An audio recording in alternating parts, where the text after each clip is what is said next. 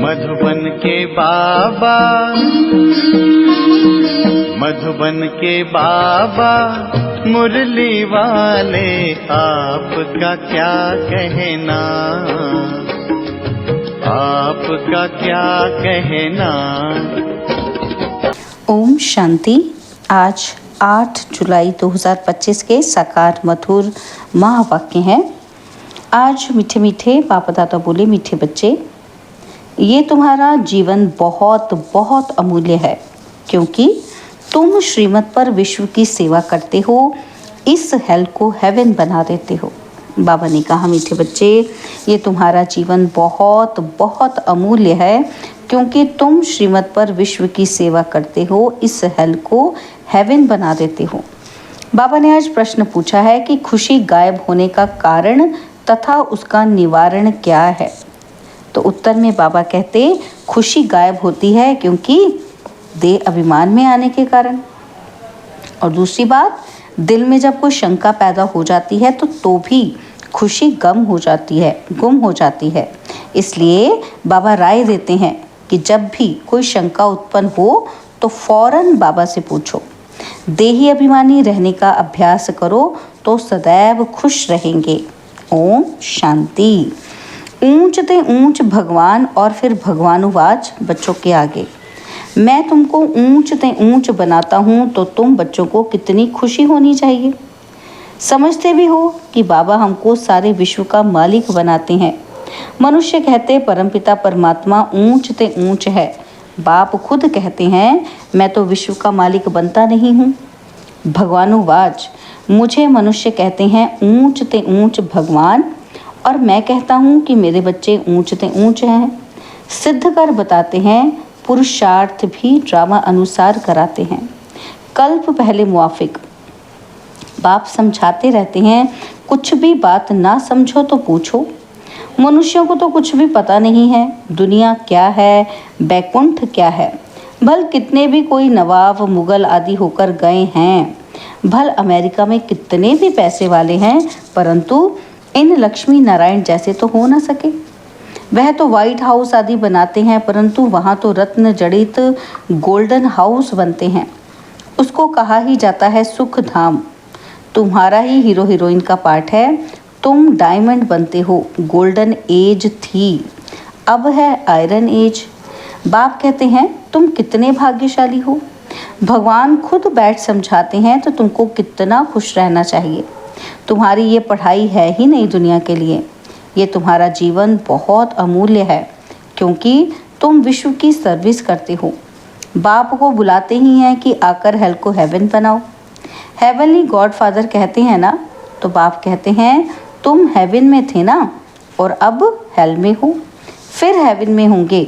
Hello शुरू होता है तो फिर हेवन की बातें भूल जाती हैं। ये तो फिर भी होगा। फिर भी तुमको गोल्डन एज से आयरन एज में ज़रूर आना है।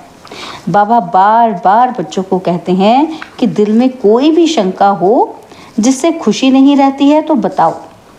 बाप बैठ पढ़ाते हैं तो पढ़ना भी चाहिए ना। खुशी नहीं रहती है क्योंकि तुम देह अभिमान में आ जाते हो। खुशी तो होनी चाहिए ना। बाप तो सिर्फ ब्रह्मांड का मालिक है, तुम तो विश्व के भी मालिक बनते हो। भल बाप को क्रिएटर कहा जाता है, परंतु ऐसे नहीं कि प्रलय हो जाती है और फिर नई दुनिया रचते हैं। नहीं, बाप कहते हैं, मैं सिर्फ पुरानी को नया बनाता हूँ, पुरानी दुनिया विनाश कराता हूँ, तुमको नई दुनिया का मालिक बनाता हूँ। मैं कुछ करता नहीं हूँ, यह भी ड्रामा में नूंद है। पतित दुनिया में ही मुझे बुलाते हैं, पारसनाथ बनाता हूँ, तो बच्चे खुद पारसपुरी में आ जाते हैं। वहाँ तो मुझे कभी बुलाते ही नहीं। कभी बुलाते हो कि बाबा पारसपुरी में आकर थोड़ी विजिट तो लो, बुलाते ही नहीं। गायन भी है कि दुख में सिमरन सब करे। पतित दुनिया में याद करते हैं, सुख में करे न कोई। ना याद करते हैं ना बुलाते हैं। सिर्फ द्वापर में मंदिर बनाकर उसमें मुझे रख देते हैं। पत्थर का नहीं तो हीरे का लिंग बनाकर रख देते हैं पूजा करने के लिए। कितनी वंडरफुल बातें हैं। अच्छी तरह से कान खोलकर सुनना चाहिए, कान भी प्योर करना चाहिए। Purity first. कहते हैं शेरनी का दूध सोने के बर्तन में ही ठहर सकता है। इसमें भी पवित्रता होगी तो धारणा होगी। बाप कहते हैं काम महाशत्रु है, इन पर विजय पानी है। तुम्हारा ये अंतिम जन्म है। तुम भी जानते हो कि यह वही महाभारत लड़ाई भी है। कल्प कल्प जैसे विनाश हुआ है, हूबहू अब भी होगा। ड्रामा अनुसार तुम बच्चों को स्वर्ग में फिर से अपने महल बनाने हैं, जैसे कल्प पहले बनाए थे। स्वर्ग को कहते ही हैं पैराडाइज। पुरानों से पैराडाइज अक्षर निकला है। कहते हैं मानसरोवर में परियां रहती थी, उसमें कोई तुक्का लगाए तो परी बन जाए। वास्तव में है ज्ञान सरोवर, उसमें तुम क्या से क्या बन जाते हो। शोभनीक को परी कहते हैं। ऐसे नहीं कि पंखों वाली कोई परी होती है। जैसे तुम पांडवों को महावीर कहा जाता है, उन्होंने फिर पांडवों के बहुत बड़े बड़े चित्र, गुफाएं आदि बैठ दिखाई हैं। भक्ति मार्ग में कितने पैसे बर्बाद करते हैं। बाप कहते हैं हमने तो बच्चों को कितना साहूकार बनाया और तुमने इतने सब पैसे कहाँ किए। भारत कितना साहूकार था और अभी भारत का क्या हाल है। जो 100% सॉल्वेंट था अब 100% इनसॉल्वेंट बन पड़ा है। अभी तुम बच्चों को कितनी तैयारी करनी चाहिए। बच्चों आदि को भी यही समझाना है कि शिव बाबा को याद करो तो तुम श्री कृष्ण जैसे बनोगे।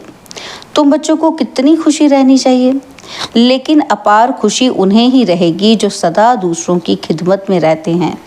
मुख्य धारणा चलन बहुत बहुत रॉयल हो, खान पान बहुत सुंदर हो। तुम बच्चों के पास जब कोई आते हैं तो उनकी हर प्रकार से खिदमत करनी चाहिए, स्थूल भी तो सूक्ष्म भी, जिस्मानी रूहानी दोनों करने से बहुत खुशी होगी। कोई भी आए तो उनको तुम सच्ची सत्यनारायण की कथा सुनाओ। शास्त्रों में तो क्या क्या कहानियाँ लिख दी हैं। विष्णु की नाभि से ब्रह्मा निकला और फिर ब्रह्मा के हाथ में शास्त्र दे दिए हैं। अब विष्णु की नाभि से ब्रह्मा कैसे निकलते हैं, कितना राज है और कोई इन बातों को कुछ समझ न सके। नाभि से निकलने की तो बात ही नहीं है। विष्णु सो ब्रह्मा, ब्रह्मा सो विष्णु और विष्णु सो ब्रह्मा बनते हैं। ब्रह्मा को विष्णु बनने में सेकंड लगता है और सेकंड में जीवन मुक्ति कहा जाता है। बाप ने साक्षात्कार कराया कि तुम विष्णु का रूप बनते हो। सेकंड में निश्चय हो गया। विनाश साक्षात्कार भी हुआ, नहीं तो कलकत्ता में जैसे रजाई ठाट से रहते थे, है ना। तो बाबा कहते कोई तकलीफ ही नहीं थी, बड़ा रॉयल्टी से रहते थे। अब बाप तुम्हें ये ज्ञान रत्नों का व्यापार सिखलाते हैं। यह वह व्यापार तो इनके आगे कुछ भी नहीं है, परंतु इनके पाठ और तुम्हारे पाठ में फर्क है। बाबा ने इनमें प्रवेश किया और फट से सब छोड़ दिया। भट्टी बननी थी, तुमने भी सब कुछ छोड़ा। नदी पार कर आए, भट्टी में पड़े, क्या क्या हुआ कोई की परवाह नहीं। कहते हैं श्री कृष्ण ने भगाया। क्यों भगाया? उन्हों को पटरानी बनाने। ये भट्टी भी बनी तुम बच्चों को स्वर्ग की महारानी बनाने के लिए। शास्त्रों में तो क्या क्या लिख दिया है, प्रैक्टिकल में क्या क्या है, सो अब तुम समझते हो। भगाने की बात ही नहीं, कल्प पहले भी गाली मिली थी, नाम बदनाम हुआ था। यह तो ड्रामा है। जो कुछ होता है कल्प पहले मुआफिक।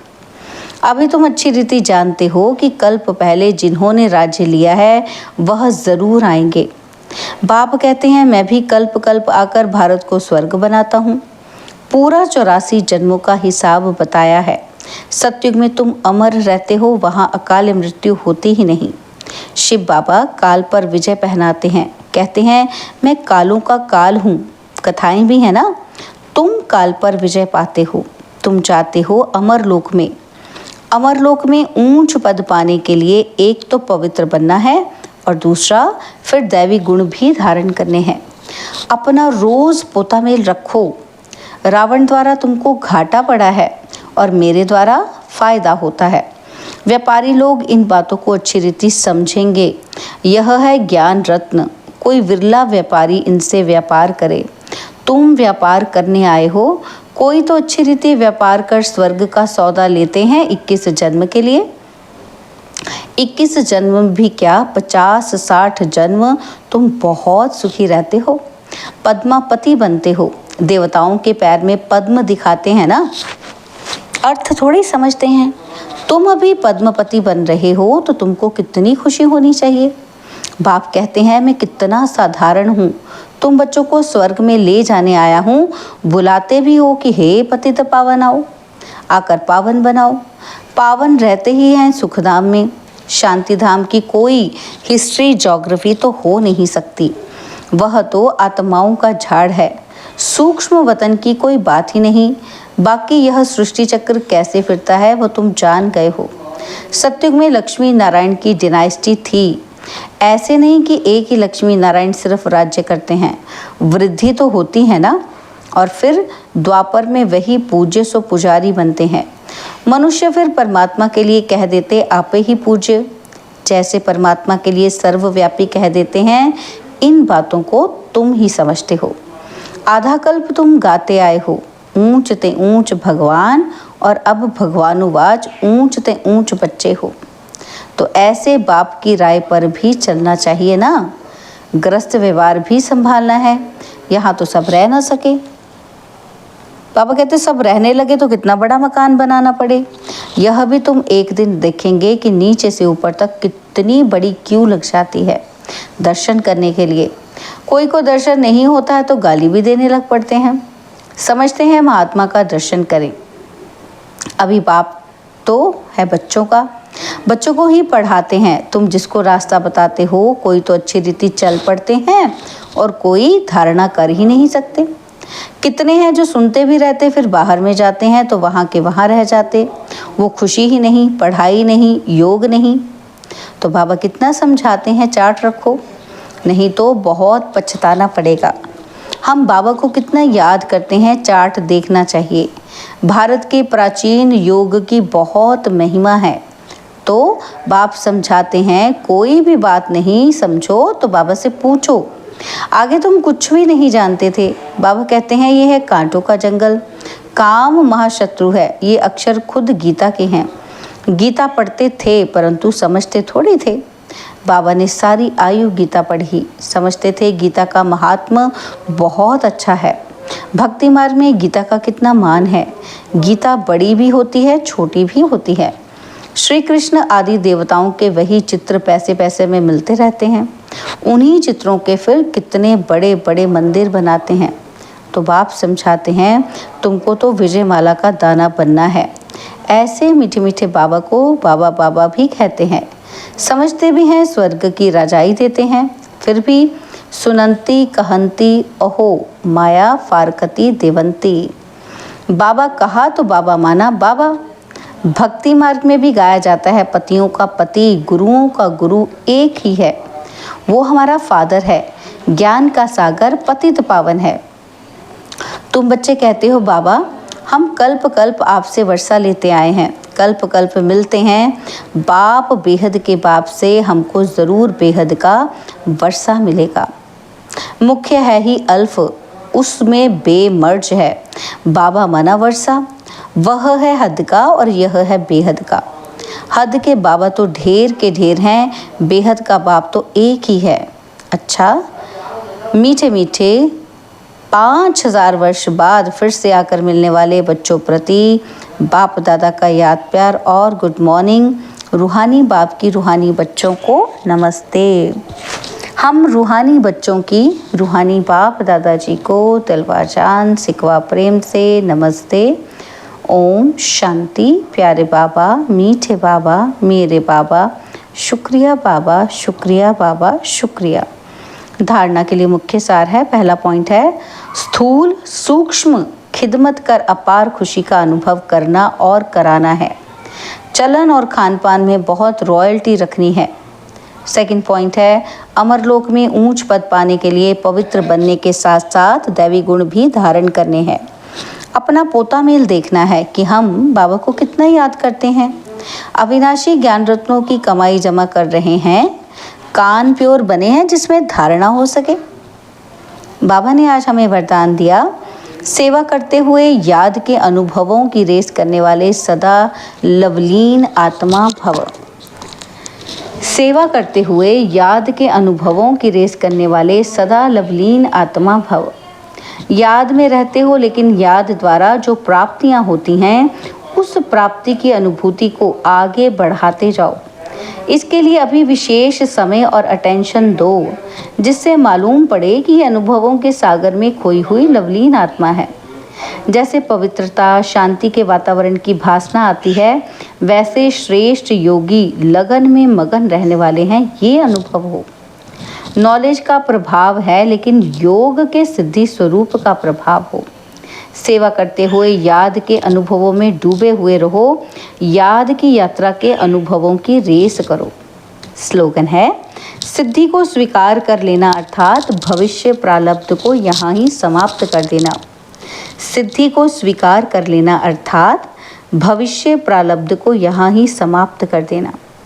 बाबा के अव्यक्त इशारे हैं, संकल्पों की शक्ति जमा कर श्रेष्ठ सेवा के निमित्त बनो। तो बाबा ने कहा कि जितना जितना आप बच्चे श्रेष्ठ संकल्प की शक्ति से संपन्न बनते जाएंगे, उतना श्रेष्ठ संकल्प की शक्तिशाली सेवा का स्वरूप स्पष्ट दिखाई देगा। हर एक अनुभव करेंगे कि हमें कोई बुला रहा है, कोई दिव्य बुद्धि द्वारा शुभ संकल्प का बुलावा हो रहा है, कोई फिर दिव्य दृष्टि द्वारा बाप और स्थान को देखेंगे। दोनों प्रकार के अनुभवों द्वारा बहुत तीव्र गति से अपने श्रेष्ठ ठिकाने पर पहुंच जाएंगे। अच्छा, ओम शांति।